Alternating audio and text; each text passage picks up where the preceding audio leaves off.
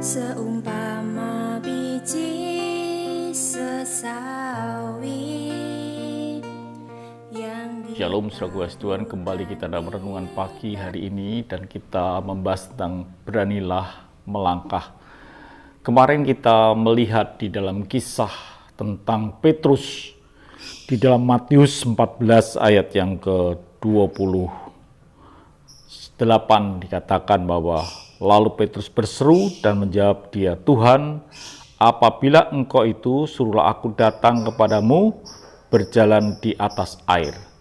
Jadi untuk kita berani melangkah tidak selalu harus dalam kondisi yang nyaman, kondisi yang baik, tidak. Bahkan bangsa Israel diajak Tuhan untuk melangkah di tempat perjalanan padang gurun. Jadi saudara kekasih Tuhan, kalau kita berani melangkah adalah orang-orang yang melangkah dalam situasi yang mungkin tidak sesuai dengan apa yang kita pikirkan. Tetapi disitulah kita harus berani melangkah. Dan di tahun 2021 inilah saya berharap bahwa saudara adalah orang-orang yang berani melangkah seperti Petrus melangkah. Dikatakan saudara kekasih Tuhan, ketika Petrus berkata, "Kalau engkau Tuhan, suruhlah aku berjalan di atas air." Lalu apa yang dikatakan Yesus pada waktu itu? Di Matius 14 ayat yang ke-29, kata Yesus, "Datanglah." Maka Petrus turun dari perahu dan berjalan di atas air mendapatkan Yesus. Ada bagian yang saudara perlu atau saudara mesti punya ketika saudara berani melangkah. Yang pertama adalah menunggu apa yang Tuhan katakan, menunggu apa yang Tuhan firmankan, menanti apa yang Tuhan sampaikan kepada saudara. Petrus tidak akan pernah melangkah sampai Tuhan berkata, "Datanglah." Jadi setiap saudara dan saya perlu dengar apa yang Tuhan katakan baru kita melangkah. Tidak asal melangkah dengan gegabah, tetapi kita melangkah sesuai dengan apa yang Tuhan perintahkan. Itu yang pertama. Dan yang kedua, saudara kekasih Tuhan, kita ini perlu melangkah, yaitu kita mesti mempercayai Tuhan. Walaupun situasi tidak nyaman, perlu kita mempercayai dan percaya dengan apa yang Tuhan katakan. Ketika Petrus berkata, "Kalau engkau Tuhan suruh aku berjalan di atas air," Petrus harus mempercayai dan percaya dengan apa yang Tuhan katakan.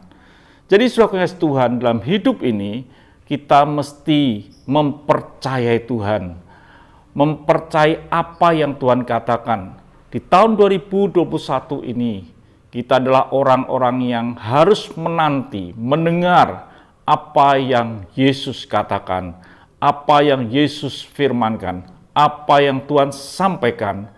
Dan kalau Tuhan sudah sampaikan, kita mesti harus mempercayai dan percaya dan melakukannya.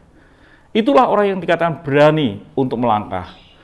Dan yang ketiga, bukan sekedar kita mempercayai, tapi kita mesti harus fokus kepada Tuhan. Fokus ke arah Tuhan, tidak ke kiri, ke kanan, tidak mendengarkan kiri dan kanan, tapi tetap fokus kepada Tuhan.